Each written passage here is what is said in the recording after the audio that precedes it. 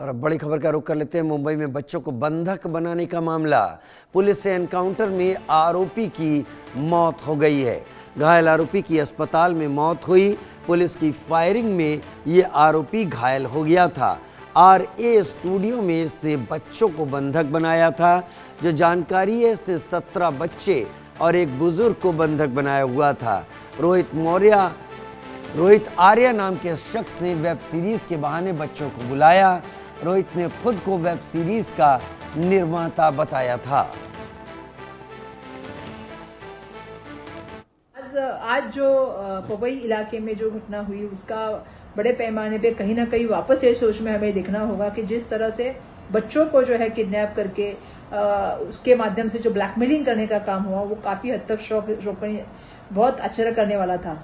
जिस तरह से रोहित आर्या ने मुख्यमंत्री माझी शाला सुंदर शाला अभियान के अंतर्गत PLC स्वच्छता मॉनिटरिंग के अभियान अंतर्गत जो है वो सरकारी काम किया था, और उसका कहना यह था कि लगभग मैंने 2 करोड़ का काम किया है, उसमें से कुछ काम के पैसे मुझे मिलने चाहिए, लेकिन दुर्भाग्यवश तत्कालीन शिक्षा मंत्री ने जिन्होंने उनको प्रॉमिस किया था कि वो पैसे हम देंगे, वो दिए नहीं।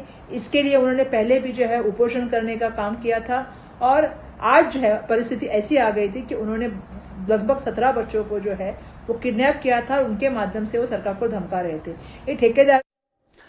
उधर इंडिया न्यूज़ के हाथ रोहित आर्या का वो लेटर लगा है जिसमें उसने अपने और सरकार के बीच होने वाली कुछ योजनाओं को लेकर निशाना साधा।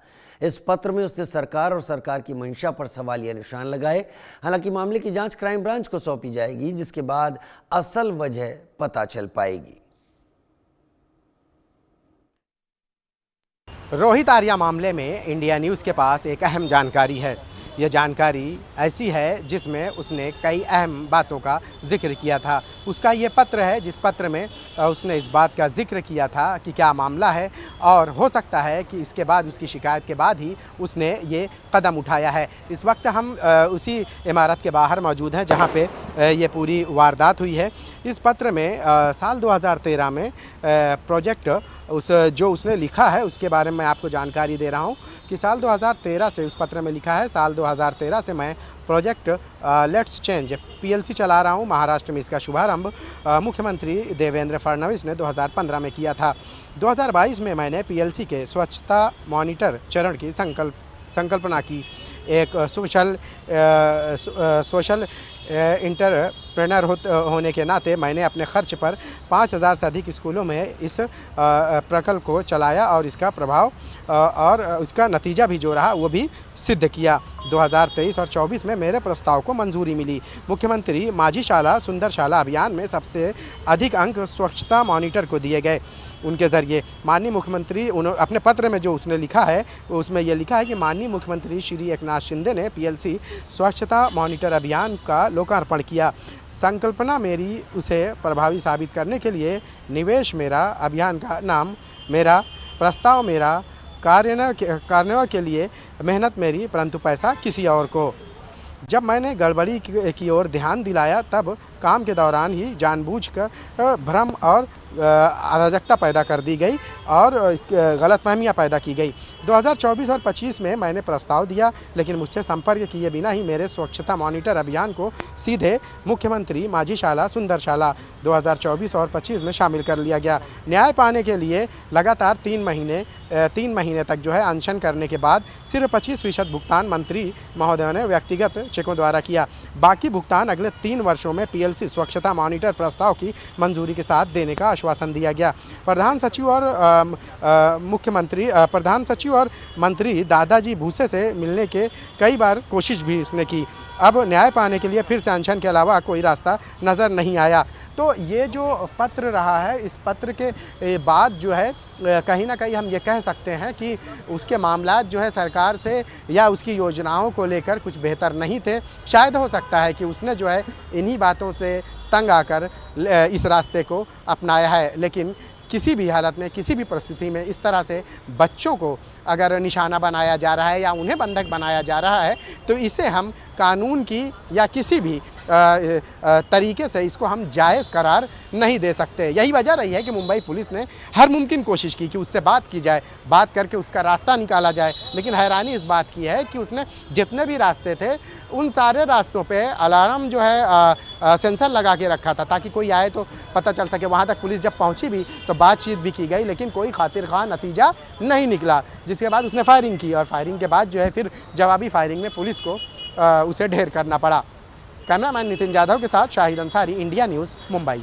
और इस वक्त हम मुंबई के पवई इलाके में मौजूद हैं, उस आर्य स्टूडियो के पास जहां पे आज उन बच्चों को बंधक बनाया गया था। आपको मैं बता दूं कि आर्य स्टूडियो का ये बिल्कुल भी मतलब नहीं है कि ये रोहित आर्या का स्टूडियो था, बल्कि ये पूरी इमारत जो है रेजिडेंशियल इमारत है और पहले माले पे यह स्टूडियो है। और यहाँ पे जो किसी को भी जो है बुक करना होता है, किस शोज़ वगैरह है तो इस स्टूडियो में कर सकता है। जानकारी में ये बात सामने आई है कि रोहित आर्या इस स्टूडियो को पिछले 6 दिन के लिए बुक किया था और यहीं पे लोगों को वो बुला रहा था ऑडिशन के लिए।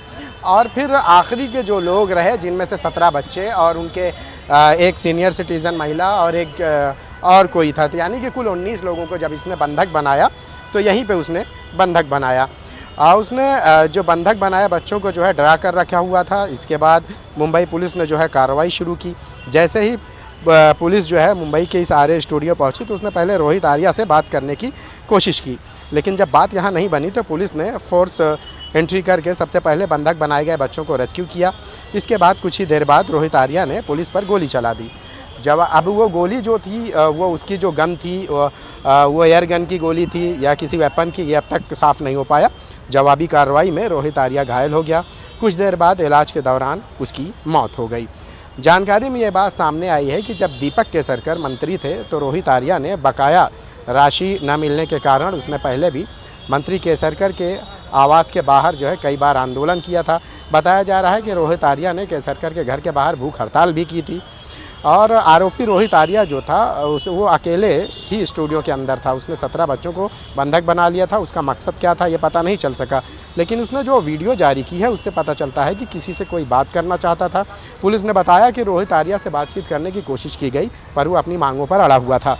पवई पुलिस को करीब 1.25 घंटे पवई पुलिस को तकरीबन 1:45 पर एक कॉल आई थी। पुलिस टीम तुरंत घटनास्थल पर पहुंची थी। पुलिस ने बच्चों को रिहा कराकर उसे उनके माता पिता को सौंपा था। केसरकर ने बताया कि स्कूलों में स्वच्छता मॉनिटर नाम का एक अभियान चलाया गया था। रोहित आर्या ने इस अभियान के लिए एक NGO बनाई थी। वो शिक्षकों को जो है ट्रेनिंग देने और बहुत अहम काम जो रहे इससे जुड़े वो करने का काम करता था। उसका ये अभियान सिर्फ 1 ही साल तक चला। उसका दावा था कि इस पर 100 करोड़ रुपए खर्च हुए हैं। वो बार बार अपनी मांग रखता रहता था। वो 5 घंटे उनके केबिन के बाहर खड़ा रहता था। केसरकर से मिले बिना ही वो वापस चला जाता था। केसरकर उसके पैसों के लिए मुख्यमंत्री के पास जाकर बैठे थे। हालांकि अब ये सारे मामले, पूरे मामले को लेकर जो है चूँकि आरोपी की मौत हो गई है तो संभव है कि बहुत सारे ऐसे राज जो हैं वो दफन हो जाएंगे। लेकिन अगर वो होता तो शायद है कि पूछताछ में और सही बातें पता चल पाती। हालांकि उसकी वीडियो और उसके जो आधार पर हम ये कह सकते हैं, और दीपक केसरकर ने जो जानकारी दी उसकी बुनियाद पर यही कह सकते हैं कि जिन पैसों को लेकर जो है उसको दिक्कत थी, मामला वही था। कैमरामैन नितिन जाधव के साथ Shahid Ansari, India news, Mumbai. Presented by MDH Super